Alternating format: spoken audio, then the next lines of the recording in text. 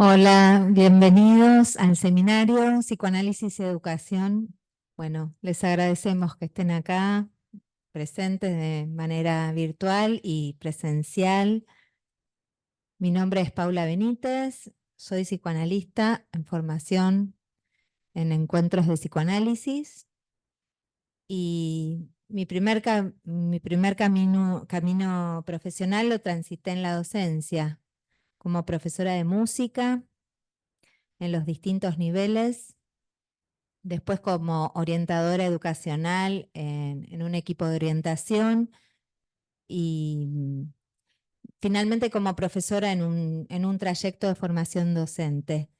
Y bueno, las preguntas que fueron surgiendo en la docencia me llevaron al camino del psicoanálisis. Así que bueno, esa es mi presentación y le cedo la palabra a Marta Corsec. Bueno, buenas tardes a todos, gracias por estar. Bueno, mi nombre es Marta Korosek. Yo también inicié mi camino profesional en la docencia, fui maestra de grado, psicopedagoga, y mis preguntas fueron surgiendo en el ámbito educativo. Me interesé por el psicoanálisis, bueno, después hice la carrera de psicología y actualmente me sigo formando en esta institución, Encuentros de Psicoanálisis, y trabajo en consultorio particular. Bueno, yo creo que, que el psicoanálisis es una herramienta útil, excelente, para hacerse las preguntas sobre lo que motoriza el aprendizaje, que es el deseo, y sobre las dificultades que van surgiendo en el proceso de enseñanza-aprendizaje. Bueno, el día de hoy, en ocasión de presentar nuestra publicación, que es Psicoanálisis y Educación, un encuentro posible. Vamos a empezar por las conclusiones y después cada una de nosotras va a ir tomando, va a ir abriendo algunos puntos de la introducción y el primer capítulo. Así que bueno, le doy la palabra a Sonia. Hola, buenas tardes, aquí y por allí por Zoom. Soy Sonia Gómez Villafañe, también analista en formación acá en la Escuela Encuentros de Psicoanálisis. Muy agradecida a Marga Tandesiars, nuestra directora, bueno, a mis compañeras, colegas acá de este intenso equipo de trabajo e investigación durante años y bueno, a los presentes y todos los miembros de Encuentros. Yo también comencé en la docencia como maestra jardinera, luego como psicopedagoga. Actualmente continúo en un equipo, en un departamento de orientación en un colegio. Me inicié en el psicoanálisis, en esta formación, y eso me llevó también a hacer la carrera de psicología. Así que sumando nada, lugares y espacios para seguir formándome acá, que es donde realmente uno encuentra mucha riqueza y que esperemos transmitirles cuáles son los aportes que consideramos que el psicoanálisis le puede brindar a la educación. Y para eso, bueno, hicimos un recorrido bueno, de mucha lectura, sobre todo de Freud y Lacan. Así que, bueno, gracias por estar.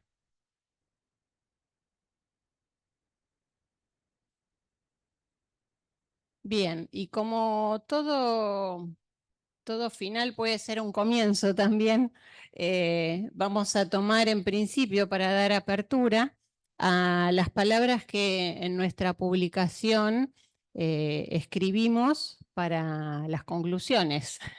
Pero con eso vamos a dar inicio hoy.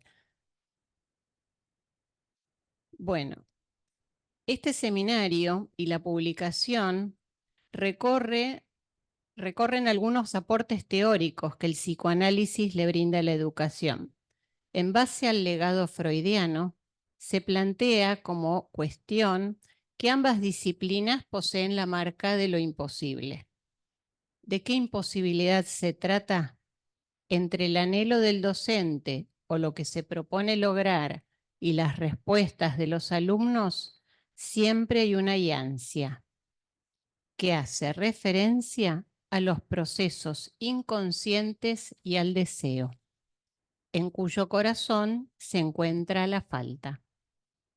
Tener en cuenta estos conceptos posibilita la apertura hacia la subjetividad. En el mundo escolar, discernir entre el abordaje colectivo y el individual no es tarea sencilla, porque el riesgo que se corre es priorizar uno sobre el otro, en vez de otorgarles sus correspondientes lugares. Un camino posible sería encontrar un óptimo entre lo individual y lo colectivo. Como decía Freud, la educación debería ubicarse entre la escila de la permisión y la caribdis de la prohibición, es decir, descubrir cómo puede conseguir lo más posible y perjudicar lo menos. Al decir de Freud en su conferencia 34 del año 1933, es necesario considerar que los niños traen diversas disposiciones constitucionales y por lo tanto un procedimiento del pedagogo no puede resultar idéntico para todos. Por otro lado, la educación como proceso fundamental en la formación del individuo y la sociedad no está exenta de tensiones y conflictos que pueden manifestarse como un malestar educativo. En los tiempos que corren, el malestar en las instituciones educativas se acrecienta cada vez más. Los docentes se encuentran desbordados, se enferman, toman licencia. Los directivos se quejan porque los maestros no responden. Los padres se muestran cada vez más demandantes y los alumnos expresan sus conflictivas. Los ejemplos abundan, pero lo que puede concluirse es que todos los actores y la institución misma hacen síntoma. Las subjetividades están implicadas en todo el proceso educativo. Por eso es preciso interrogar en cada situación problemática que se presenta cuál es la responsabilidad de cada uno. ¿Es posible descubrirla si existe disposición para escuchar a otros? Desde la perspectiva freudiana, el malestar en la cultura deriva de las tensiones inherentes entre los deseos individuales y las restricciones impuestas por la civilización. ¿Cómo se mitiga ese malestar? Como se hace referencia en este seminario y en la publicación, cada uno debe renunciar a la satisfacción pulsional, al narcisismo, para darle lugar al otro y permitir lo colectivo, teniendo en cuenta que la ley está presente y es la misma para todos. La ley instaura el orden simbólico, que posibilita la regulación de las pulsiones, acota las excesivas demandas y le abre lugar al deseo. En la actualidad se observa una alteración en los lugares de autoridad, la cual muestra que los adultos, padres y educadores temen la pérdida del amor de sus hijos y sus alumnos. Esto trae como consecuencia la aparición de síntomas, en este caso como llamado a la función paterna, a la transmisión de la ley. La dificultad para la renuncia pulsional también trae aparejadas excesivas demandas en todos los actores educativos, padres, directivos, docentes y alumnos. Esto dificulta la posibilidad de incluirse en un proyecto escolar común y pone en suspenso el deseo de aprender en cada uno. ¿Qué escuela puede darle lugar al psicoanálisis? La que le abre la puerta al malestar y se detiene a interrogar las razones de este. El psicoanálisis desea entrar en la escuela, pero no siempre están dadas las condiciones. Es necesaria una posición de no saber y de no poseer un saber absoluto. Es decir, querer saber asumiendo que hay algo que todavía no se sabe y debe ser descubierto. Para ello es preciso darle lugar a la escucha y detenerse a pensar con otros antes de hacer. El error es considerar que pensar no es un trabajo. El pensar es una actividad y en ocasiones un acto que permite el discurso.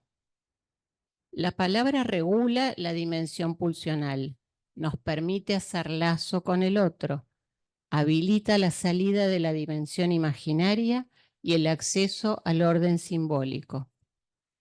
El síntoma se manifiesta cuando hay un gran otro que puede leerlo y alojarlo. Allí se hace presente el amor. Primero aparece como sugestión, dimensión imaginaria del amor, que se sostiene en una dimensión simbólica de la palabra. La falta es la dimensión simbólica. Contemplar la falta habilita el amor al saber y a los grandes maestros. Le posibilita al docente salir del narcisismo y ubicarse en una mejor posición frente a sus alumnos. La falta puede paralizar, depositar la responsabilidad en el otro o angustiar y funcionar como motor. El psicoanálisis apuesta a esto último. Lacan dice que el deseo es falta y cuando está en causa se vincula con la posibilidad de avanzar, trabajar y crear. Y bueno, y ahora para continuar e intentar enlazar un poquito conceptos con, bueno, estas palabras introductorias, vamos a hacer una breve presentación cada una y ahora le paso la palabra a Paula. Bueno, vamos a tomar algunos conceptos, sobre todo de la sexualidad, al menos en la clase, en las próximas clases vamos a tomar la sexualidad infantil y los conceptos de demanda y deseo, que son algunos de los aportes teóricos que el psicoanálisis le puede brindar a la educación. Pero antes de abrirlos, abordaremos la pregunta: ¿qué es el psicoanálisis? Freud, en su texto Dos artículos de enciclopedia, postula que el psicoanálisis es una disciplina científica de conocimientos psicológicos, que nace como método de investigación y método terapéutico. El psicoanálisis se ofrece como una serie de conocimientos psicológicos adquiridos y permite una formación diferente de los profesionales que trabajan en las escuelas. Inconsciente, sujeto, síntoma, deseo, demanda, transferencia, sexualidad, son algunos de los significantes del psicoanálisis que posibilitan un nuevo saber para los docentes y para los padres. Lacan expresa que el psicoanálisis es un artificio del que Freud dio los constituyentes. Y continúa diciendo que en el análisis se trata de la restitución de una cadena simbólica que posee tres dimensiones: una historia vivida como historia, una sujeción a las leyes del lenguaje, somos sujetos del lenguaje, y un juego intersubjetivo, por donde la verdad entra en lo real. Estas dimensiones indican en qué direcciones trazar las vías de la formación del analista. A mí este texto me llevó a tomar otra cita que Lacan también nos explica en relación al psicoanálisis, que dice que es el blanco al que apunta la técnica psicoanalítica. Este blanco es la restitución de la historia del sujeto. Y él define a la historia del sujeto como que no es el pasado. La historia no es el pasado, dice. La historia es el pasado historizado en el presente. Historizado en el presente porque ha sido vivido en el pasado. O sea que el sujeto tiene que restituir su historia y adquiere esta búsqueda la forma de restitución del pasado. O sea que el sujeto reescribe la historia en el psicoanálisis. Otra definición que nos da Lacan es que en el gran otro, en el más allá del otro pequeño, el analista deja lugar, por medio de la neutralidad, con la cual no se hace ser ni uno ni otro de los dos que están allí. Se coloca en un lugar neutral. Se calla, dice, para dejarle la palabra. ¿A quién? Al sujeto. ¿Al sujeto de quién? Del inconsciente.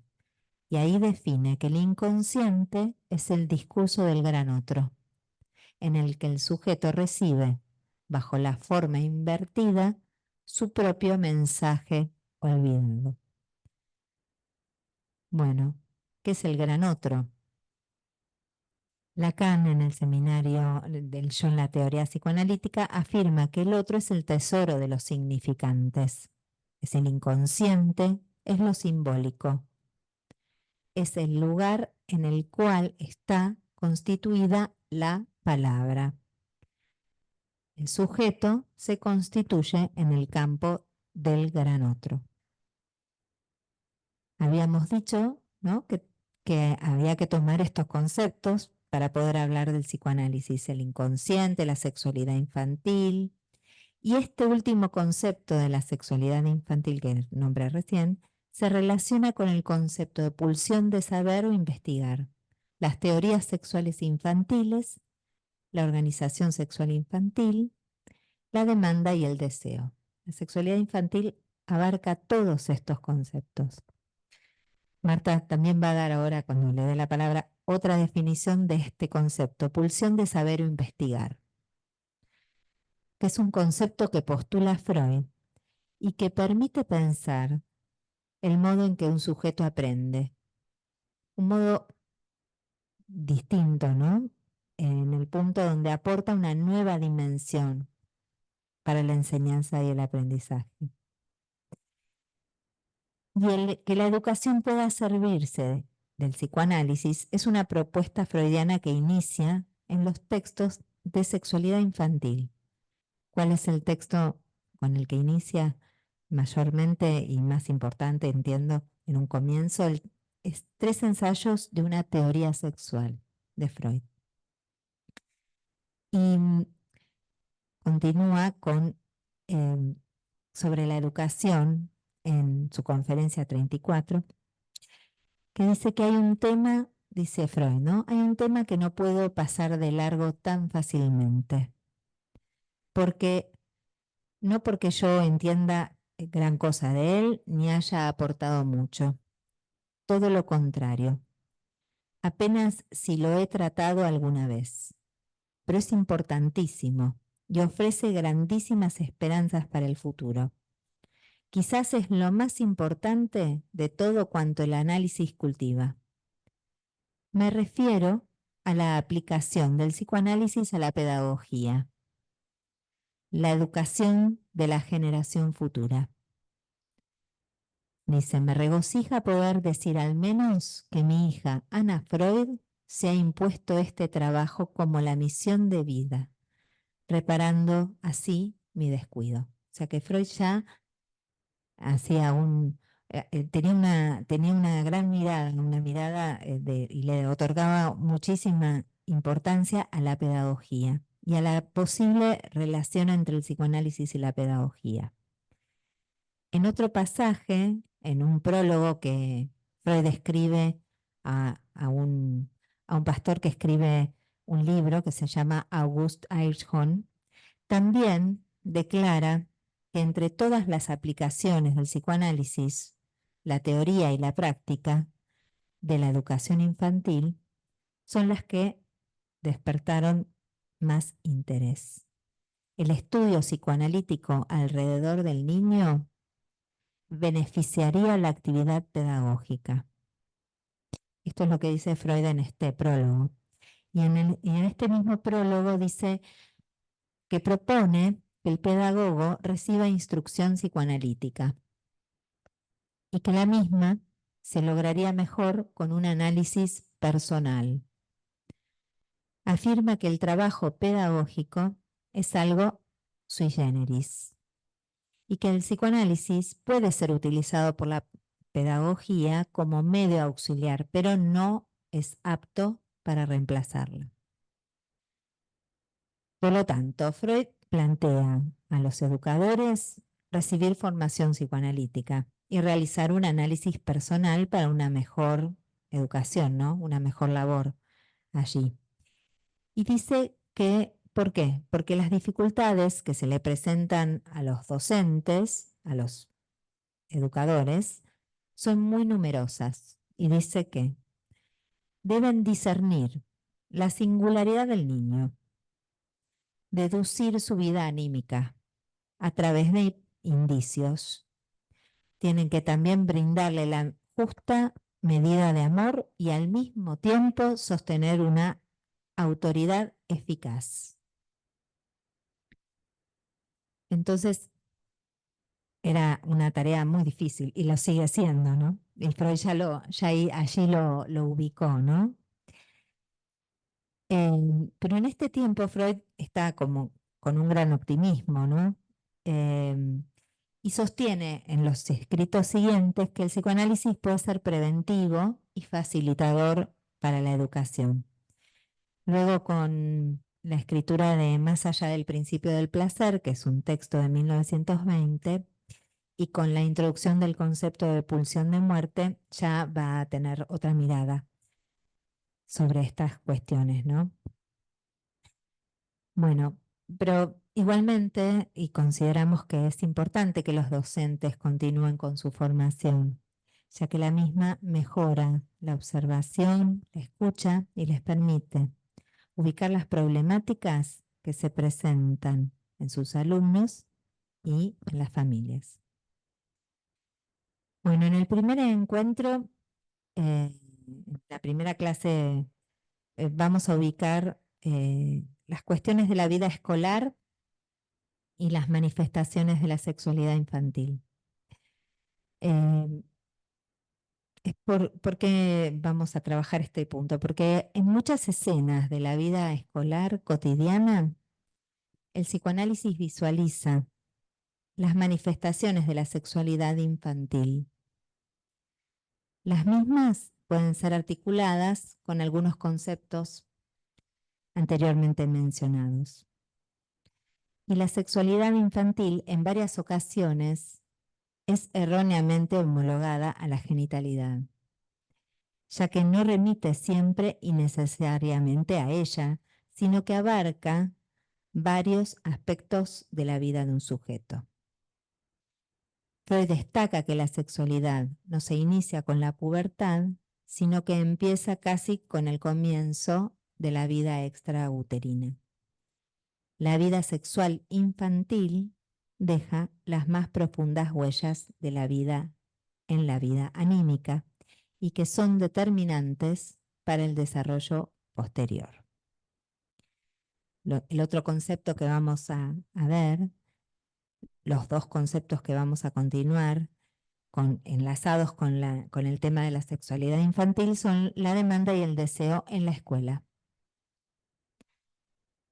Y el psicoanálisis aborda estos conceptos y en la experiencia actual en la escuela, muchas de las demandas que llegan a la consulta las realiza las escuelas, realiza las derivaciones y los analistas construyen en el consultorio con los padres su relación con el síntoma.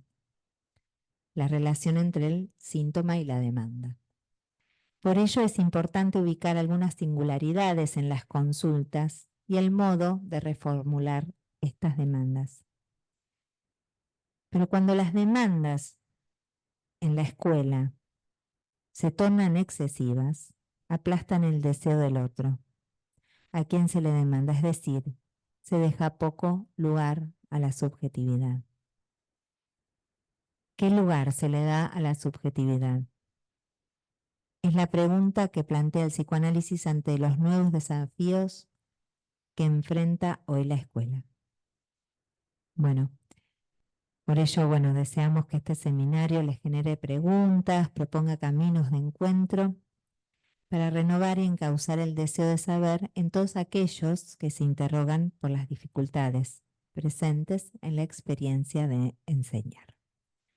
Bueno, hasta ahí más o menos lo que voy a tomar. Ahora le paso la palabra a Marta, quien nos va a comentar qué es lo que va a dictar en sus clases. Bueno, fundamentalmente yo tomé para hoy, en relación a lo que leyó, a las conclusiones que leyó Sonia, el concepto de deseo. Y este concepto que había introducido también en las conclusiones, ¿no? Como Freud define la educación como tarea imposible, siempre me preguntaba por qué lo llaman, ¿no? Junto con educar, psicoanalizar y gobernar, tareas imposibles. Y creo que lo principal es esto, que tanto una como la otra interroga la posición, ¿no? Del analista o del docente. Y la importancia, ¿no? De poder interrogar a todos los sujetos que intervienen en el proceso de enseñanza-aprendizaje. Bueno, para el psicoanálisis, el deseo es un concepto complejo, no es el anhelo, quiero esto, quiero lo otro. Dice Lacan que la relación del hombre con el deseo no es una relación pura y simple de deseo. En sí no es una relación con el objeto, no está determinado qué desea. Bueno, en el aula que todos los chicos desean, en primer grado desean leer. De hecho, a veces pasa esto, ¿no? Que hay niños que no quieren, y ese no querer no es de la voluntad, que a veces es más difícil de... Y bueno, el psicoanálisis va a proponer encontrar las razones en cada situación. Si la relación con el objeto estuviera ya instituida, si ya estaría definido qué es lo que se desea, no habría problema. Los hombres se dirigirían a sus objetos. El sujeto no es el individuo, no es el yo. El gran descubrimiento freudiano es que el yo no es el dueño y señor en su propia casa. Esto quiere decir que la vida pulsional no puede ser totalmente dominada por nosotros, que los procesos anímicos son en sí inconscientes y solo mediante una percepción incompleta y poco fidedigna llegan a ser accesibles al yo y sometidos por él. En la base del querer humano están las pulsiones, que insisten en lograr satisfacción. No son educables, pero sí pueden ser desviadas hacia fines superiores. Toda nuestra cultura lo atestigua. La cultura se construyó sobre la renuncia a la satisfacción pulsional directa. El deseo se apoya en la vida pulsional, pero se vincula con la pulsión sublimada, que pasa por lo simbólico, por el lenguaje. Freud dice en El malestar en la cultura que la sublimación de las pulsiones posibilita que actividades psíquicas superiores, artísticas, científicas, ideológicas, desempeñen un papel sustantivo en el desarrollo cultural. La cultura se construye sobre la renuncia a la satisfacción pulsional directa, y todo lo que se refiere al saber se apoya en lo pulsional. Las frases que usamos en las escuelas, asimilar los contenidos, no retiene, no le entra, no le sale, remiten a la pulsión oral y a la pulsión anal, que son las primeras pulsiones que se dan en el desarrollo psicosexual del niño, ¿no? La sublimación consiste en abandonar la meta sexual y reemplazarla por otra socialmente valorada. Se observa cuando el niño resigna retener las heces, juego que le da placer, y reemplaza esa satisfacción por el juego con masa, con arena, etc. La pulsión anal puede sublimarse de esta forma y da nacimiento al orden, a la economía y al aseo, que son cualidades civilizadas.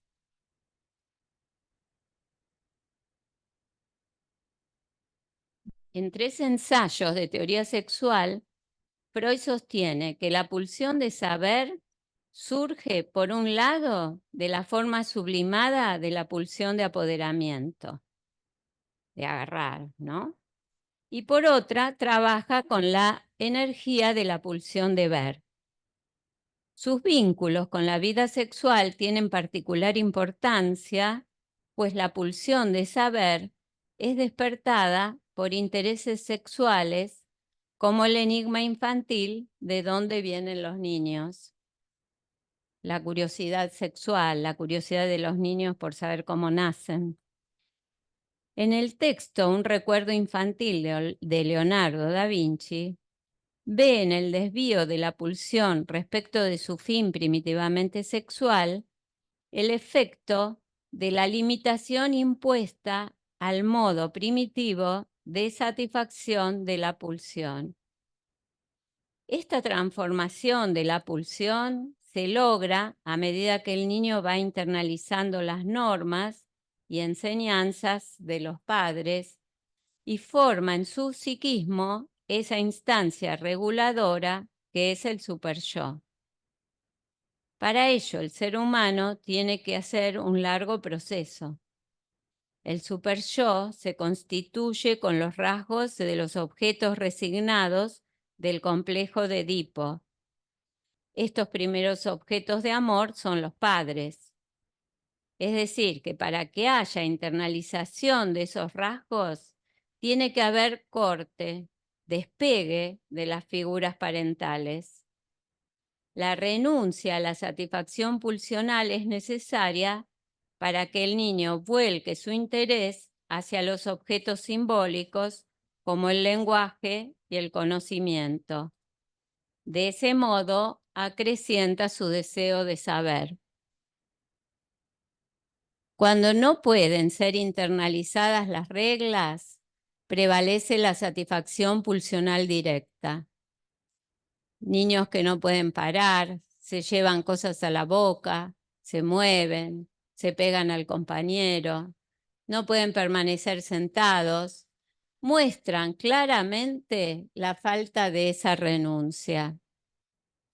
El psicoanálisis nos permite leer los tiempos de la constitución subjetiva de los niños.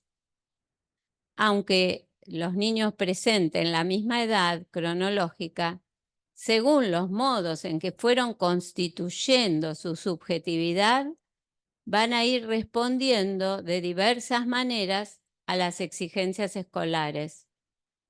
Cuando el niño no ha logrado la internalización de las normas, las exigencias escolares son vividas como una imposición, lo que no permite que el deseo de aprender aparezca.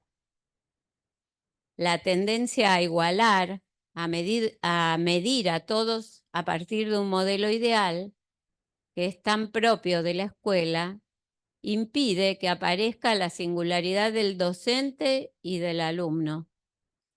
La posibilidad de que cada uno pueda poner en juego su rasgo singular exige que la diversidad sea considerada un valor y no un obstáculo, lo que es siempre difícil en la escuela, ¿no? La diversidad implica capacidades, procesos, tiempos y evaluaciones diferentes. El deseo es falta. ¿Qué quiere decir? Que para que uno pueda desear algo, primero tiene que encontrarse con lo que no tiene, con sus fallas y con sus dificultades. Enfrentarse a las dificultades a veces es doloroso. Reconocer que uno no tiene, que no sabe, conlleva malestar y esfuerzo. Nuestra cultura actual tiene un ideal muy grande puesto en el placer y el disfrute, por lo que la restricción, la postergación y el esfuerzo no son muy valorados. El amor al trabajo puede unir esfuerzo y placer, pero bajo una condición, que pueda ser elegido libremente. O sea que en la escuela tendría que ser un gran trabajo porque en realidad hay un programa que cumplir. Y entonces, bueno, es un trabajo artesanal del docente para que ahí pueda encontrarse los niños con algo de su deseo. Dice Freud en su texto El malestar en la cultura que el trabajo produce satisfacción. Nada liga al individuo tan firmemente a la realidad como la insistencia en el trabajo que lo inserta en forma segura en la comunidad humana. La actividad profesional brinda una satisfacción particular cuando ha sido elegida libremente, o sea, cuando permite volver utilizables mediante sublimación, inclinaciones existentes, mociones pulsionales proseguidas o reforzadas constitucionalmente. Muchas veces, debido a las formas demasiado rígidas de interpretar los programas o por el acento puesto en los resultados, el deseo es obturado por la queja y el agobio. Por lo tanto, la tarea pedagógica exige un verdadero trabajo artesanal. Es un desafío para el docente sostener su propio deseo de enseñar y generar interés por el aprendizaje en sus alumnos. Si el deseo del docente es tan necesario para que se concrete el acto educativo, la interrogación por él mismo en su propio análisis lo ayudaría a tramitar el malestar y la queja.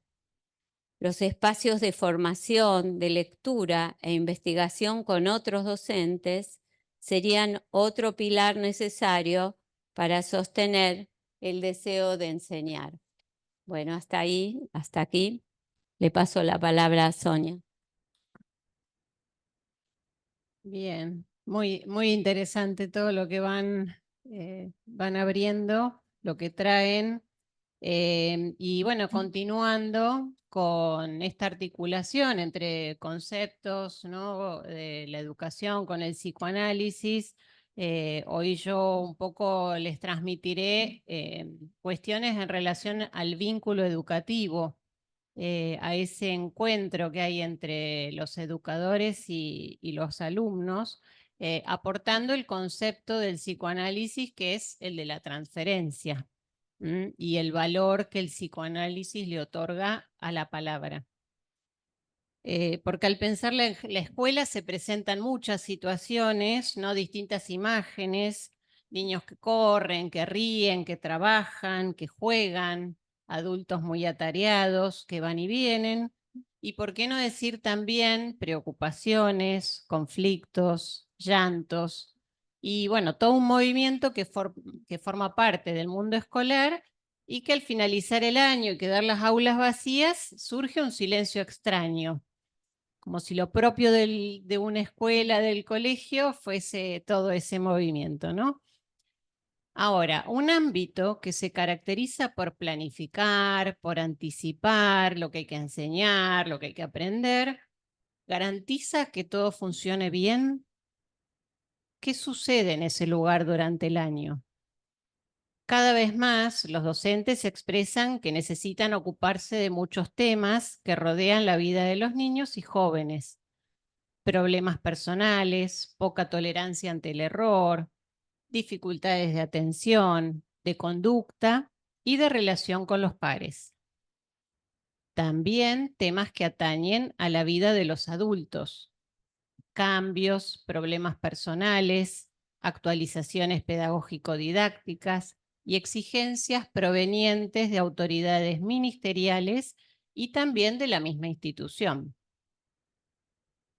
Las instituciones educativas reciben niños y jóvenes que también hoy en día, y se ve mucho, presentan nuevas modalidades de relación y de acercamiento al conocimiento. Un lugar que estaba exclusivamente en otras épocas destinada al colegio, ¿no? A la escuela. Y de este modo, muchas veces interpelan las propuestas, las modalidades y las consignas escolares. Ya que en muchas ocasiones, bueno, con estas dificultades no resulta sencillo lograr sostener el marco normativo necesario para el trabajo y la buena convivencia. Con todo esto, ¿cómo repensar la dinámica y el funcionamiento de la vida escolar hoy? ¿Qué sucede en ese encuentro entre el docente, los profesores y los alumnos? Se tiene presente que esa relación es del orden de lo particular y de lo singular. Con cada alumno surgen nuevas dinámicas y nuevas construcciones. Pero también intervienen el deseo del educador, su pasión por la profesión, sus ganas de enseñar, de transmitir y también de saber y seguir aprendiendo. Aquí el psicoanálisis aporta el concepto de transferencia, que nos ayuda a pensar qué se pone en juego en el encuentro entre el maestro y el alumno. ¿Cómo se define la transferencia? En un proceso analítico, la transferencia es testimonio del inconsciente. Ella señala que los procesos inconscientes fueron activados. Lacan, en su seminario 8 de 1960, la transferencia, la define como la puesta en acto de la realidad del inconsciente. Y tiene su valor porque permite que se descubra en la actualidad misma de la sesión. También se trata de una repetición de prototipos infantiles vivida con un marcado sentimiento de actualidad. Las condiciones que proporcionan el reconocimiento de la transferencia es la situación clínica, ¿sí? El encuentro ese que se produce entre paciente y analista, porque es el resorte de la cura. También puede ser su obstáculo. Pero ya Freud advierte que los procesos de transferencia dominan todas las relaciones de una persona. Por eso es posible pensar también en la aplicación de este concepto en la escuela. En su texto sobre la psicología del colegial, ya en 1914, Freud trabaja el amor de transferencia en la educación y reconoce que el vínculo que se entabla con el profesor es determinante para el acercamiento o el alejamiento del trabajo. Freud destaca que en los primeros años el niño fija el tono afectivo de sus relaciones con los otros. A partir de ese momento puede desarrollarlas y orientarlas en distintos sentidos, pero no abandonarlas. Todos los que luego conozcan devienen para él unos sustitutos de esos primeros objetos de sentimiento, especialmente del padre. Por lo tanto, el educador no solo actúa en el proceso de aprendizaje, el educador además evoca en sus estudiantes la idealización primitiva con su propio padre. Continúa Lacan desarrollando este concepto de transferencia en diversos seminarios, y en el seminario 5, Las formaciones del inconsciente, de 1957, dice que la idea que se tiene habitualmente es que la transferencia es aquello gracias a lo cual opera la sugestión. Es Freud quien escribe que si es conveniente dejar que se establezca la transferencia, es porque es legítimo hacer uso del poder. ¿De qué? De sugestión que da la transferencia. Ahora vamos a ir abriendo para ver cómo se enlaza con lo escolar. Aquí la transferencia se concibe como la toma del poder del analista en el sujeto, como el vínculo afectivo por el que el sujeto depende de él y que podamos usar legítimamente para hacer una interpretación. ¿Qué quiere decir esto? Que si el paciente engulle nuestras palabras y nuestras interpretaciones es porque ha llegado a querernos. Aquí estamos en el plano de la sugestión, pero por supuesto Freud no pretende limitarse a ello. Continúa Lacan en esa misma línea, en ese seminario, y agrega algo más. Dice que no hay posibilidades de salir por la vía de la sugestión, que algo distinto es posible. Por eso afirma que la transferencia es algo distinto del uso de un poder. La transferencia es en sí misma un campo abierto. La posibilidad de una articulación distinta y diferente de la que encierra al sujeto en la demanda. Es algo articulado en potencia más allá de lo que se articula en el campo de la demanda, donde ven ustedes la línea de la sugestión. Por lo tanto, establece que la línea de la sugestión y de la transferencia se mantienen distintas porque en el medio está el campo del deseo. Un poco en relación a lo que vos comentabas, Marta, también, ¿no? ¿Qué es el deseo? Para Lacan, el ser humano es un sujeto dividido y lo es porque ahí hay un deseo, cuyo campo tampoco ha de ser tan cómodo de mantener. Puesto, como yo les explico, una neurosis está construida para mantener algo articulado que se llama el deseo, dice Lacan. Por eso, ¿qué se observa hoy en día en la actualidad? Que muchos alumnos presentan una actitud poco atenta, desafiante hacia las indicaciones de maestros y adultos, sus modos de contestar, de responder frente a los límites o el incumplimiento de las normas y sugerencias. Indican que no hay lugar para la palabra emitida por las figuras de autoridad. Por eso también surge la pregunta: ¿qué sucede en relación a la palabra? ¿Qué valor se le otorga? ¿Qué lugar tiene entre los adultos? Porque siguiendo los conceptos de Lacan, el motor de la transferencia es la palabra. Se dice que la palabra en sí misma ya tiene efectos transferenciales y en la escuela circula entre maestros y alumnos. También hay una relación con el saber escolar, un saber universal que es exterior al sujeto. Ese saber es transmitido por los docentes y el alumno, que también lo hace. El docente ocupa una posición de autoridad para convocar al estudiante y posibilita la apropiación de ese saber. Quizás es allí donde hoy se observan algunas dificultades. La transferencia es amor, pero amor orientado, dirigido hacia el saber.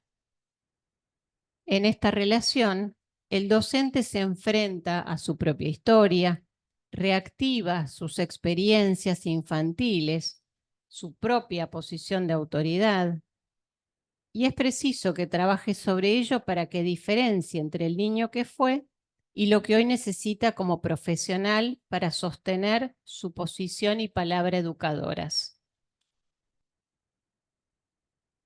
Se afirma además que en esta relación pedagógica, en este vínculo docente-alumno, hay algo que tiene que fundarse en una necesaria asimetría, porque al docente se lo percibe como alguien poseedor del saber, causa y efecto de la transferencia. Lacan aporta el concepto de sujeto supuesto saber. Para el paciente, el psicoanalista encarna ese lugar, ya que el analizante supone que el analista detenta un saber que le concierne. Luego, progresivamente, va descubriendo que no es tan así, pero es importante que el analista no se deje engañar por el efecto del sujeto supuesto saber, a no identificarse en esa posición. Por lo expuesto, es preciso que el alumno crea en su maestro, que le suponga un saber al cual él se entrega y así puede aprender. Pero no se trata únicamente del saber vinculado al conocimiento. Vivimos en una época, como decía anteriormente, en la cual los niños y jóvenes adquieren mucha información por fuera de la escuela y su saber tecnológico les permite acceder a ella. ¿Cómo pensar que en relación con algunos temas los alumnos se suponen más sabios que los adultos? ¿Esto hace interferencia en el vínculo educativo? En este punto hay que tener presente que lo que debe primar es que entre docente y alumno hay circularidad de intercambios, de interacción, pero jamás asimetría, ya que los lugares y funciones están definidos y no son intercambiables. Si se instala la reciprocidad y si los lugares se vuelven intercambiables, se ingresa en una relación imaginaria. Esto conlleva salirse del papel del educador. Si los educadores tienen presente esta red que se construye en las aulas, crean mejores condiciones de aprendizaje, porque los alumnos, al igual que ellos, también están constituidos por afectos inconscientes que inciden en el desempeño escolar. Por eso es preciso que el docente se muestre abierto a realizar su tarea de la manera más profesional posible y a solicitar ayuda cuando lo precise. Esto quiere decir que sea una persona que reconoce sus deseos, sus carencias, sus fragilidades, que reflexiona y que habilita la intervención de la crítica positiva acerca de su práctica. Un educador abierto al diálogo con sus alumnos, con sus colegas y consigo mismo. El educador funciona como causa y ese es el testimonio de un deseo que se pone en juego. Siguiendo con la importancia de este lugar, que sería bueno que circule más en el mundo educativo, que es la palabra, dice que bueno, en relación al análisis, Lacan en su seminario 1, los escritos técnicos de Freud, dice que la transferencia se establece en y por la dimensión de la palabra. Solo aporta la revelación de esa relación imaginaria cuando alcanza ciertos puntos cruciales del encuentro hablado con el analista. Y que esa palabra, eso que se dice y lo que no se dice, es un llamado a la verdad. La palabra constituye la verdad, incluso si está destinada a engañar. Bueno, todo esto no significa que el docente deba reemplazar, como se decía anteriormente, su preparación pedagógica por un saber psicoanalítico. Esta propuesta invita al educador a detenerse a pensar, a anticiparse, a disponerse del mejor modo posible para no reaccionar frente a los sentimientos que sus alumnos le provocan, como la frustración o el enojo, el bienestar o el amor. No es una tarea sencilla, pero bueno, es importante que todo esto se tenga se tenga presente porque se refiere a todos estos aspectos que tienen un papel fundamental en lo que es la construcción del conocimiento. Pero creo que, bueno, ahí el punto más difícil está en este detenerse, ¿no? A pensar que, bueno, en todo este ritmo y este movimiento a veces es muy difícil, pero bueno, por eso estamos acá y los invitamos también a poder participar, ¿sí? Intercambiar, poder hacer sus preguntas, transmitir sus inquietudes. Vamos a hacer un pequeño intercambio entre nosotras y vamos a dar después lugar a las preguntas o comentarios.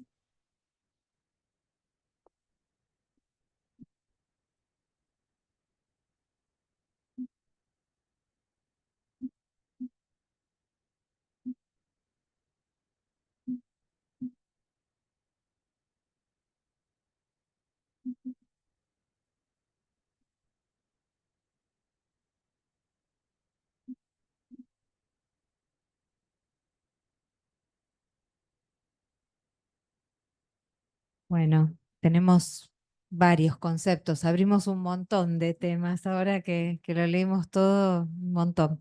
Bueno, estos temas los vamos a ir abriendo en cada una de las clases, ¿no? Es como un pantallazo general. Además, bueno, estamos trayendo algunas cuestiones de la publicación, pero bueno, vamos a ir deteniéndonos con cada clase en cada uno de los temas. Este encuentro, bueno, toma la conclusión de nuestra publicación que, bueno, se relaciona con el malestar educativo, ¿no? Y me hacías pensar, Sonia, en esto que traes de la disparidad, ¿no? Entre, como no lo nombras como disparidad, sino como asimetría, ¿no? Qué fundamental esto, porque a veces uno lo ve en el aula que se pierde esta dimensión, ¿no? ¿Cómo pensar, ¿no? La asimetría entre un docente y un alumno, eh, qué beneficios y qué dificultades conlleva, ¿no? ¿Cómo se podría pensar, ¿no? Sí, creo que bueno, hoy en día es lo que está ahí un poco ¿no? Complejo, por no decir complicado. Pero bueno, pensaba también cuando vos leíste que el analista se calla, ¿no? Eh, Como ahí también hay cuestiones que surgen en la posición, que tiene que ver con la posición de cada uno. Creo que ahí el punto central es en la posición que debe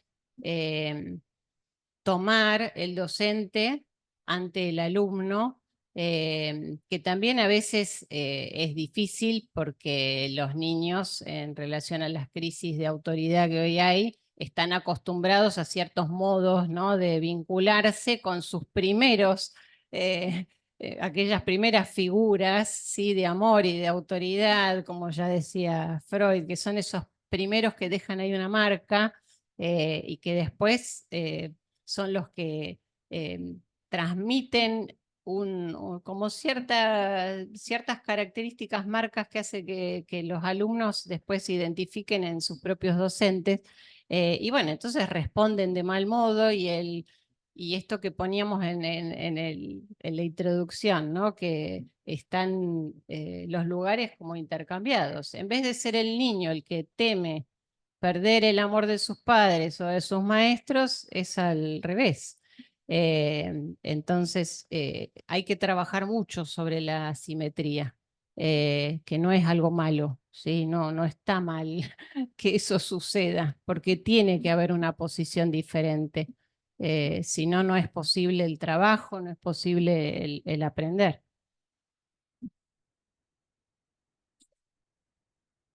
Sí, pensaba en esto del amor al saber, ¿no?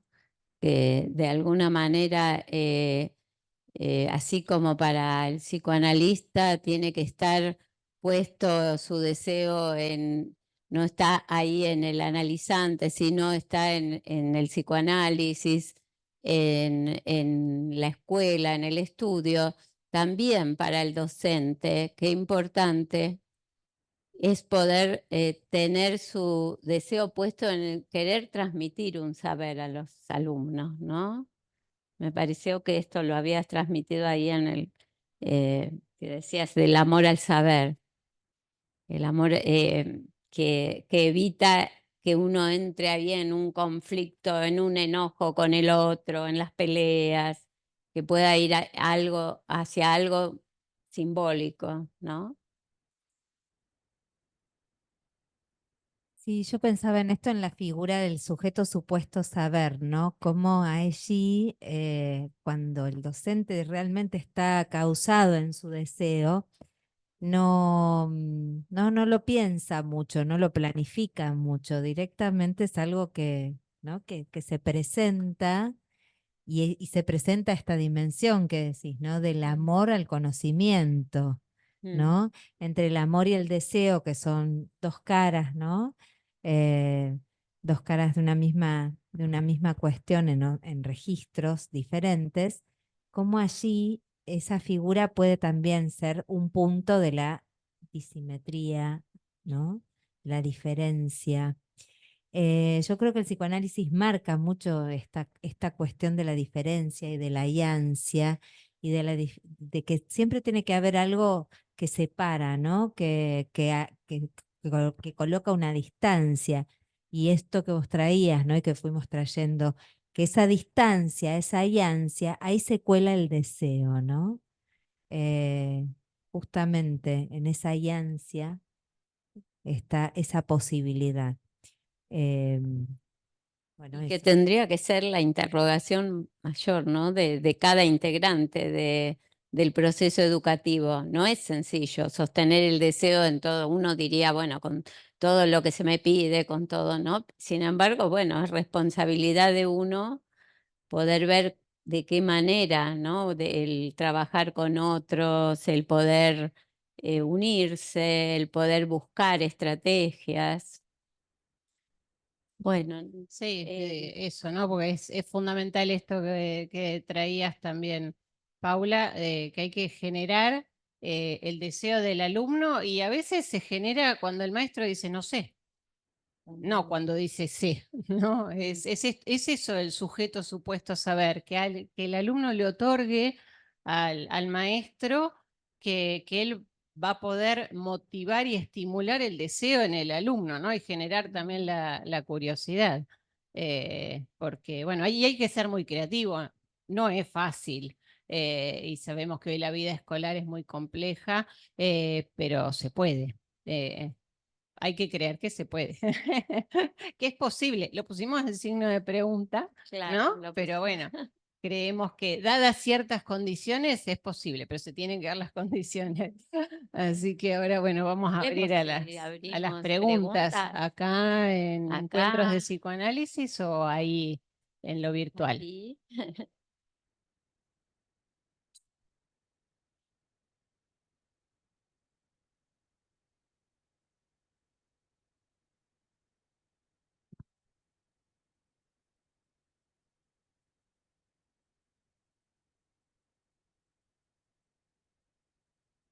Eh,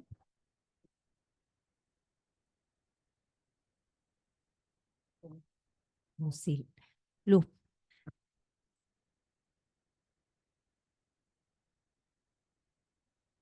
Hola, hola, buenas tardes. Bueno, muchas gracias, gracias.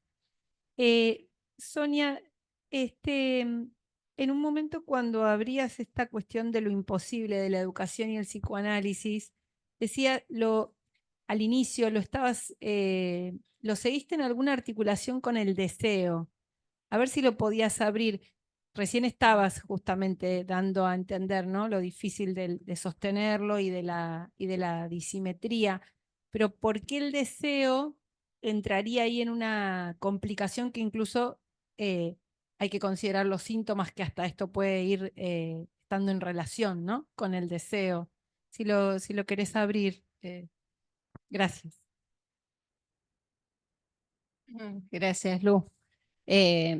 Bueno, un poco la imposibilidad está dada porque primero todo no se cubre, no todo se responde, no toda verdad se alcanza y hasta desde un análisis tampoco no se llega a abrir todo, ¿no?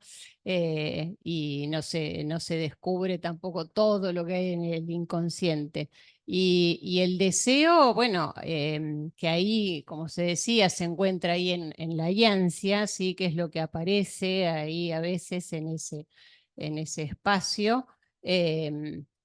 A veces tampoco se sabe cuál es el deseo, ¿no? Que es lo que se busca en el camino, por ejemplo, de un análisis.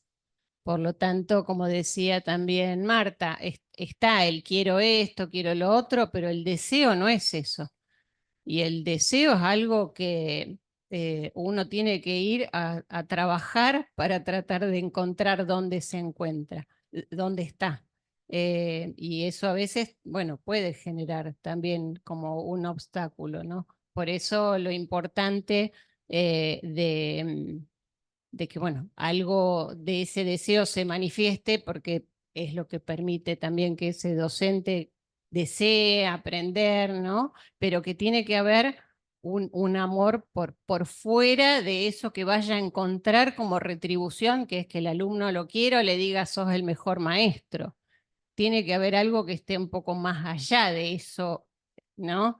Tiene que haber algo porque también uno, a ver, la educación, los maestros enseñan, pero para que sus alumnos puedan llevarlo a su vida futura también, ¿no? Y hacia la afuera.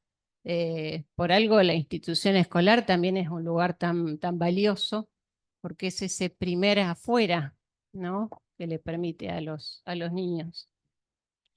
Y la imposibilidad también toca esta necesidad de interrogar, no solo lo que le pasa al alumno, sino lo que le pasa al docente con ese alumno, ¿no?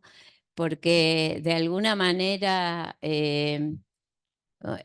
digamos, el proceso de aprendizaje también toca el narcisismo del docente, si me cumplen, si me hacen, cómo, digamos, si los chicos aprenden, soy buen docente, si no aprenden, me interroga mi propia posición.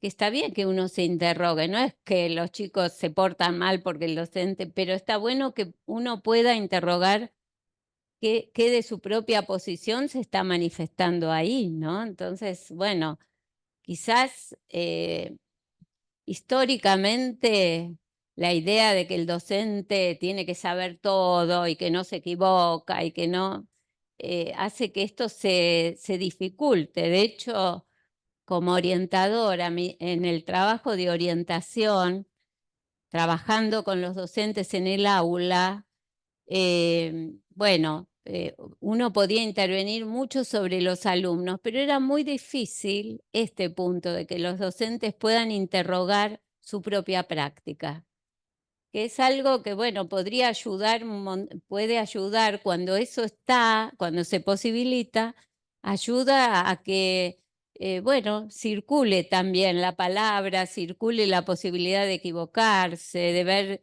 de encontrar nuevas formas, ¿no? De escuchar, que, bueno, creo que el psicoanálisis nos enseña fundamentalmente a escuchar, porque escuchando uno aloja al otro, ¿no?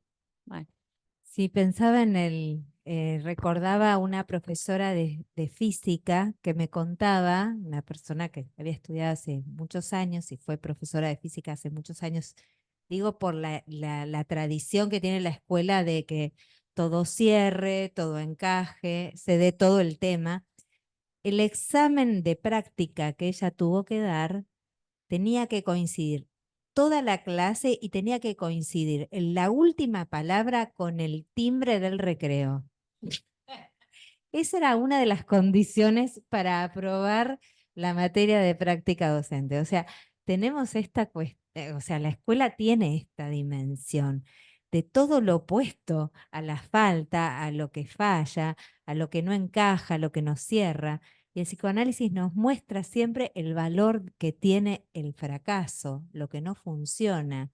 Justamente es la posibilidad de aprender y de avanzar totalmente opuesta a esa práctica docente, ¿no? Y a esa idea de excelencia docente.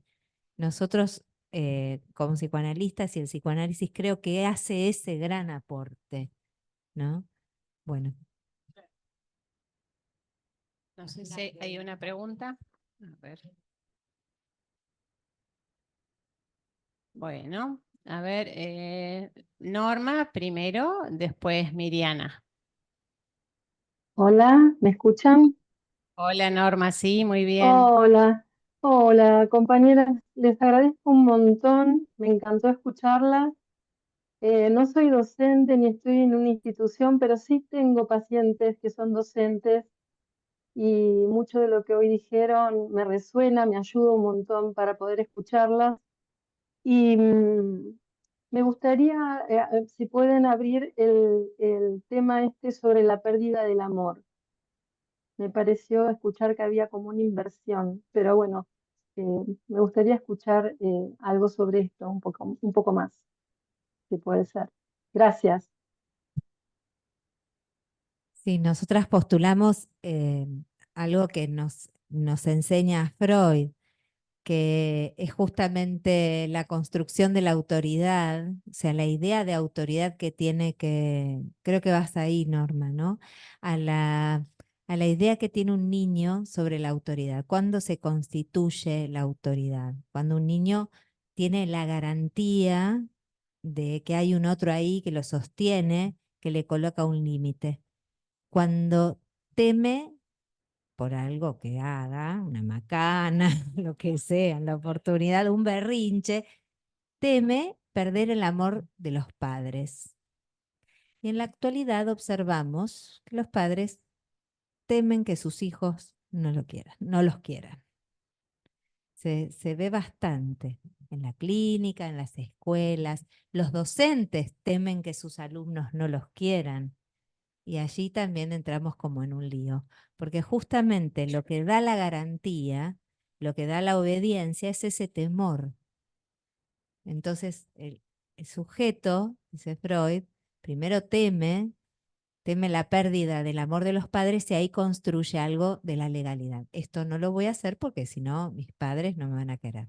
Después ese pensamiento, ese temor queda constituido como super yo y también como ideal del yo. Cuando se da a la inversa, tenemos padres realmente que llegan al consultorio, por ejemplo, diciendo que sus hijos tienen miedo a la noche. Les piden la mano para dormir, por ejemplo. Porque falta esta dimensión de la garantía y del límite y de, bueno, la autoridad que nos protege de cualquier cosa, que es ese momento en donde el niño piensa que a la noche puede ocurrir cualquier cosa, digamos, ¿no? Bueno. Solo una cosita. Vos usaste una palabra que es despegue en un momento, ¿no? Cuando vos transmitías el despegue de las figuras parentales, que, bueno, se relaciona un poquito con esto y uno lo ve a veces en esos primeros momentos de los periodos de inicio, ¿sí? Hoy en día se llaman periodos de inicio, ya no de adaptación. Pero que donde a veces los padres lo vivencian como que ese despegue que es tan necesario para que se instale esa confianza en el afuera, que el niño pueda ingresar al jardín, se vive como un abandono, ¿no? Y le cuesta, a veces a algunos papás les cuesta muchísimo, por lo tanto después también le va a costar al hijito. Pero qué importante esta palabra que escuché, y es como uno cuando escucha en voz alta lo que está escrito, ¿no? Resuena, y esa palabra despegue me pareció bien, porque además toca lo que está pegado y lo que se puede despegar, ¿no? Sí, también toca esta cuestión, ¿no? El amor, la pérdida el temor a la pérdida del amor de los padres es la primer forma que tiene el niño de ubicar lo que es bueno y lo que es malo. Porque bueno, lo malo es perder el amor y lo bueno es lo que le da el amor. Después lo ubicará en otras formas, pero es la primera instancia moral, que es la heterónoma, ¿no? Después logrará más adelante la autonomía, pero el miedo a la pérdida del amor hace que uno se porte bien. Miriana. Hola, bueno, buenas noches. En principio, agradecerles y felicitarlas porque sé que hace muchos, muchos años que, que voy siguiendo su recorrido. De hecho, creo que ingresé a la escuela con este seminario ya por el año 2016 o 2015. Así que, bueno, eso, felicitarlas y agradecerles. Y algunas cuestiones fueron diciendo en relación a algo que siempre me hace mucha pregunta como analista de niños, que es el valor de la escuela como lugar en el que se pone en acto, en juego, un síntoma, ¿no? Para un niño, que siempre me parece muy interesante ubicar las razones de por qué, ¿no? Muchas veces se escuchan padres que dicen que no están ni enterados de lo que pasa, porque pasa en la escuela y en casa no, em, que lo ubican como algo como medio para despegarse, pero a la vez uno puede ir a ubicar el valor que tiene que ese niño pueda ir en ese lugar, se pueda desplegar algo de esto, y entonces poder seguir las razones de por qué tiene ese valor la escuela me parece muy interesante. Por eso digo, fueron diciendo algunas cuestiones en relación a este afuera, que es del niño, y también de la crisis de la autoridad, que me parece un problema hoy muy, muy serio, pero bueno, la verdad que mm, seguramente lo irán abriendo, pero bueno, quería plantearles esta pregunta que siempre me surge por el valor de la escuela para esto, para la Gracias, clínica. gracias Miriana. Sí, me parece que la escuela es el lugar donde en realidad se van viendo la primera que puede de alguna manera advertir a los padres. Bueno, no es la primera porque muchas veces los padres lo pueden ver, pero muchas veces los niños hacen síntoma ahí donde algo de la constitución subjetiva no se dio o está obstaculizado. Entonces, la verdad que es una tarea muy importante que tiene la escuela de poder advertir a los padres.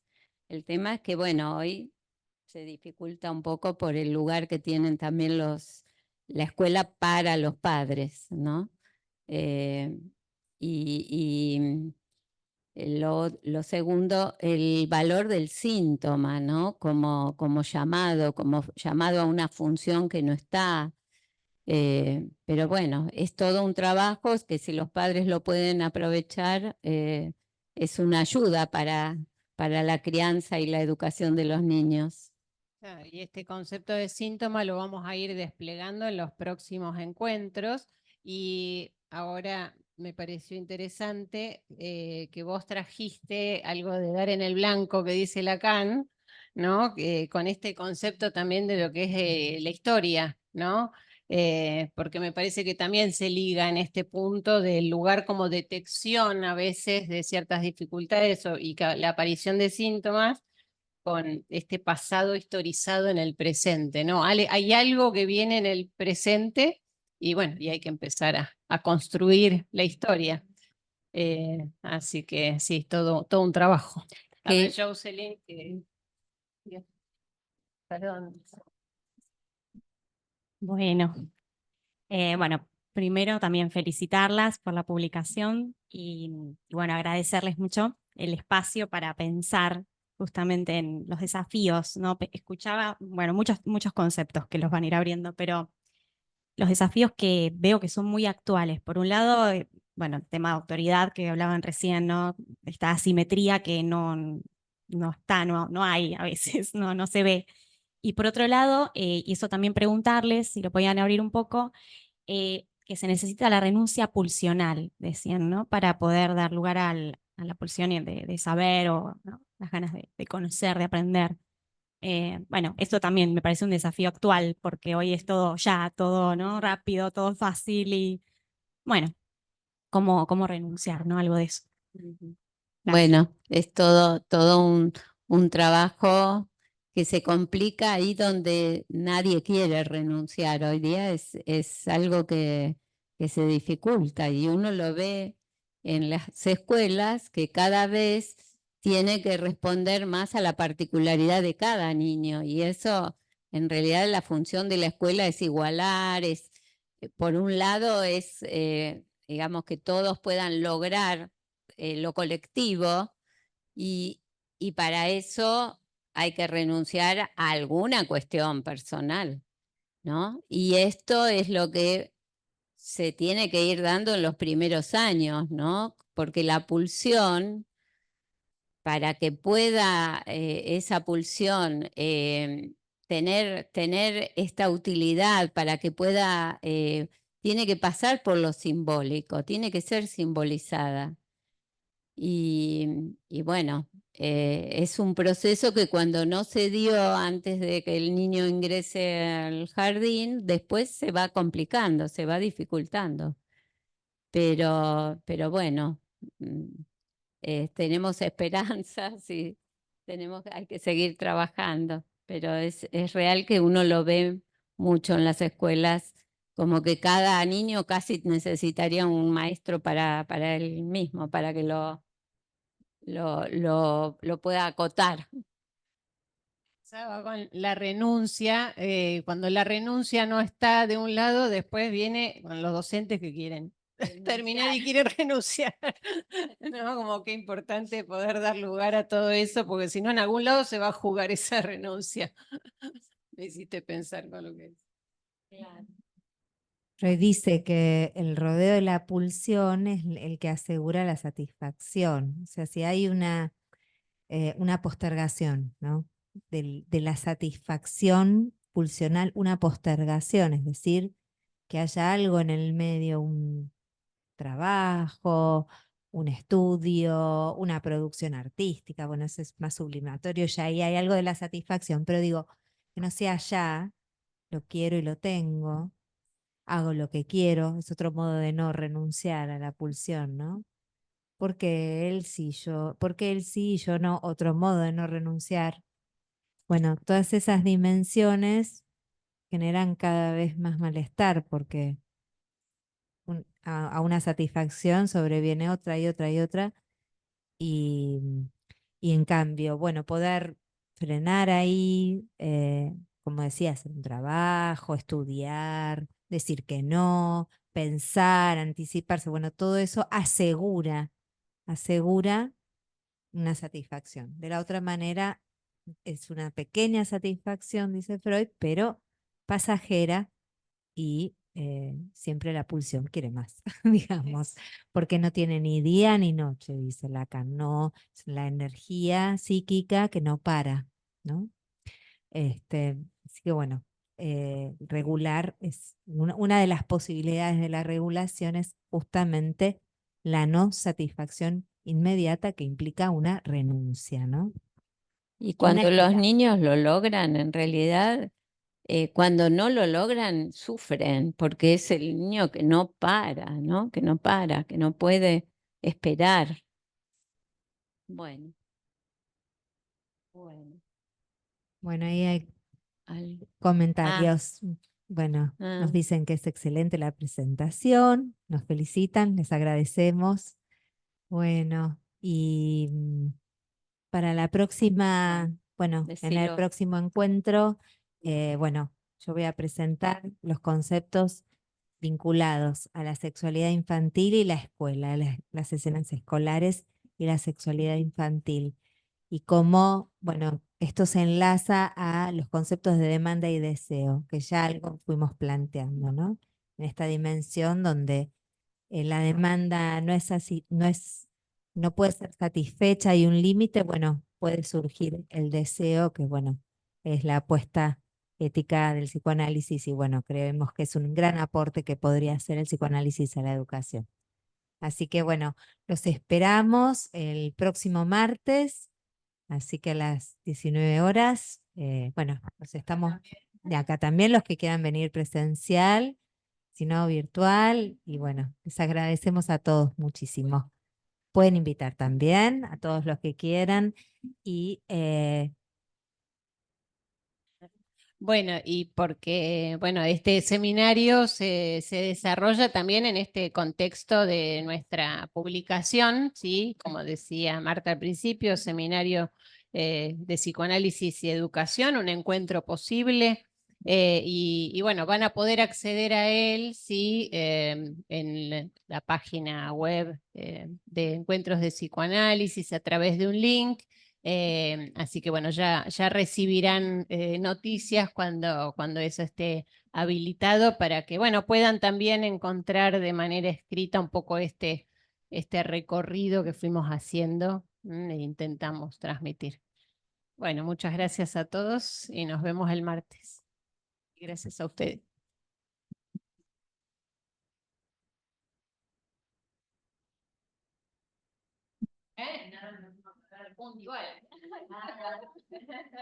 Terminamos puntuales.